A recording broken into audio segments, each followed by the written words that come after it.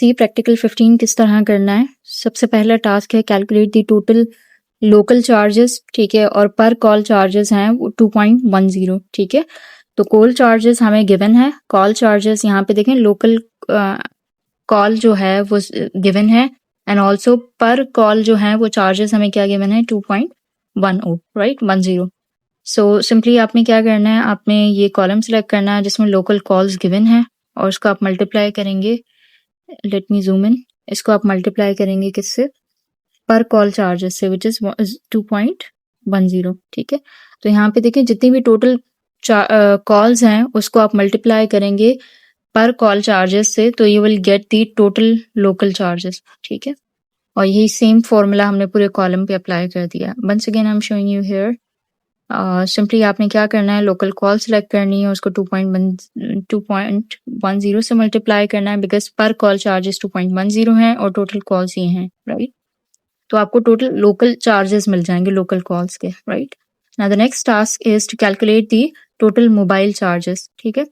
और mobile charges की जो प्राइस गिवन है वो पर मिनट गिवन है, ठीक है। ये देखें ये वाला कॉलम है जिसमें हमने मोबाइल चार्जेस कैलकुलेट करने, इक्वल सिंबल दे दें जो भी कैलकुलेशन करनी होती है। तो पहले आप टोटल मोबाइल चार्जेस सेलेक्ट कर लें, ये वाला कॉलम सेलेक्ट करने के बाद आप इसको मल्टीप्लाई करेंगे। I have selected this, I am writing the formula in this cell, ये जो blue highlighted cell नजर आ रहा है, इक्वल सिंबल के बाद यहाँ पे इधर आप यहाँ पे टाइप कर लें या फिर ये जो स्पेस है यहाँ पे आप फॉर्मूला लिख सकते हैं, ठीक है। ये वाला कॉलम हमने सेलेक्ट किया है टोटल मोबाइल ड्यूरेशन, ठीक है। ये मोबाइल ड्यूरेशन जो है ना ये मिनट्स में ही गिवन है, 22 मिनट्स, 76 मिनट्स, 213 मिनट्स, राइट।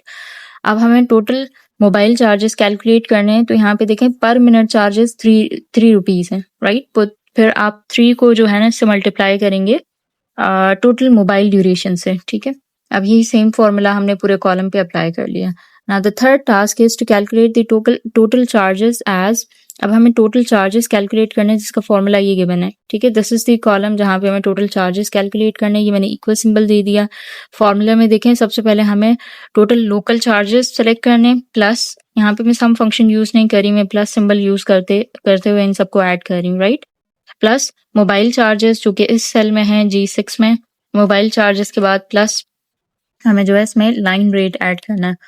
और मैनुअल में अगर आप देखें तो ये हमें लाइन रेट गिवन है विच इज 174, यहाँ पे 174 हमने लिख लिया प्लस, अच्छा इसके बाद जो है लाइन रेट के बाद CLI ऐड करना है, दिस इज CLI, ठीक है। अब ये सेम फॉर्मूला पूरे कॉलम पे हमने यहाँ पे अप्लाई कर दिया। Now task number 4 is to calculate the text, ठीक है। तो यहाँ पे देखें calculate text as 17% of total call charges, तो जो टोटल कॉल चार्जेस हैं, ठीक है, ये वाला सेल जो है इसका 17% निकालना है, यानी कि इसको आप मल्टीप्लाई कर देंगे 17% से, तो ये हमारे पास टेक्स्ट आ गया। लास्ट टास्क हमारे पास ये है कि using if function compute the total dues if pay date is within the due date age, ठीक है। अगर विद इन ड्यू डेट जो है वो बिल पे किया गया है तो उसका फॉर्मूला ये होगा, सिंपली आप टोटल कॉल चार्जेस में टेक्स्ट ऐड करेंगे तो टोटल ड्यूज इतने बनेंगे, राइट। वेयर एज अगर ड्यू डेट के बाद बिल पे किया जाता है तो उस केस में इसको कुछ सरचार्ज भी ऐड करना होगा विच इज 1.01% ऑफ सरचार्ज, ठीक है। तो यहाँ पे हम इसको कैलकुलेट कर लेते हैं टोटल ड्यूज। यहाँ पे इफ फंक्शन हम यूज करें, हम writing the formula here, if आपके पास इफ फंक्शन में जो है, इफ फंक्शन किस पे अप्लाई करना है, हमें डेट पे अप्लाई करना है, ठीक है। पे डेट ये हमें गिवन है कि इस डेट पे बिल पे हुआ है, राइट, या टोटल ड्यूज क्या बनेंगे if the person has paid the bill on this date, right. So if ये वाली पे डेट जो है is within due date, within due date का मतलब ये कि this date is less than and equals to जो हमारी ड्यू डेट है, और ड्यू डेट प्रैक्टिकल में अगर आप देखेंगे तो यहाँ पे गिवन है दिस इज ड्यू डेट, ठीक है। और हम डेट यहाँ पे क्यों लिख रहे हैं, because we are going to write the date, so यहाँ पे एक्सप्लिसिटली हम डेट फंक्शन यूज कर रहे हैं। डेट फंक्शन जो है ना, जो भी नंबर आप यहाँ से पास करेंगे वो उसको डेट में कन्वर्ट कर देता है, और डेट जो है ना इसी फॉर्मेट में कन्वर्ट होगी, year, month and date. And let's write the date in this format. पहले 2024 हम ईयर दे रहे हैं, फिर उसके बाद मंथ, और फिर उसके बाद जो है उसकी डेट दे रहे हैं which is 25 day, I mean, ठीक है। सो ये हमने लॉजिकल टेस्ट बनाया हुआ है कि पे डेट जो है इज लेस देन और इक्वल्स टू ड्यू डेट, यानी कि विद इन ड्यू डेट जो है बिल पे किया गया है। पे डेट जो है is less than equals to due date. तो फिर उस केस में क्या करना है, हमें सिंपली ये वाला फॉर्मूला अप्लाई करना है कि टोटल कॉल्स प्लस टैक्स। तो ये आपने टोटल कॉल सेलेक्ट की प्लस ये आपने टैक्स सेलेक्ट कर दिया, ठीक है। लेकिन what if this logical test is false, यानी कि पे डेट जो है इज नॉट लेस देन और इक्वल्स टू दिस। जैसे इस केस में देखें ये 28/6/2024 है, ठीक है, जो कि ड्यू डेट के बाद की पे डेट है, राइट।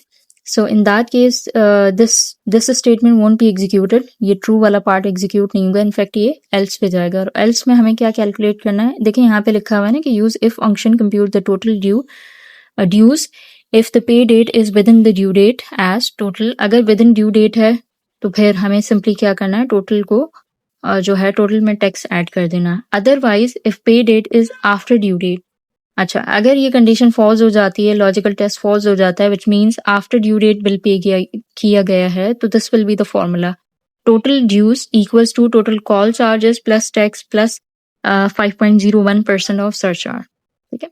तो यहाँ पे देखें पहले हमने इन दोनों को ऐड करना है, excuse me, let me rewrite. यहाँ पे लॉजिकल टेस्ट था पे डेट जो है is less than equals to what, यहाँ पे हमने डेट दे दिया विच इज 2024, मंथ 6 था और डेट जो है 25 था, ठीक है। If this logical test is true तो इन दोनों का सम कर दें टोटल चार्जेस और टैक्स का, right.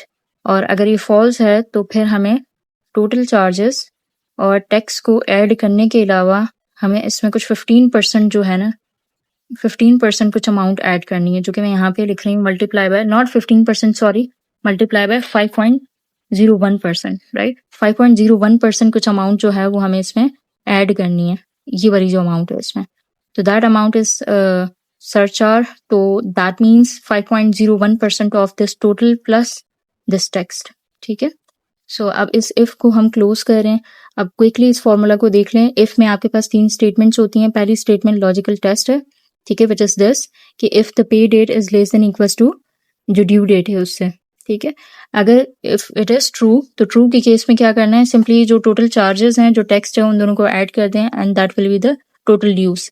Where as if pay date जो है is not within the due date, if this logical test become false, so in that case this otherwise statement will be executed। और otherwise test क्या है, statement क्या है हमारे पास, ये है कि टोटल चार्जेस में टेक्स्ट ऐड होगा जो कि ये सेम है, राइट।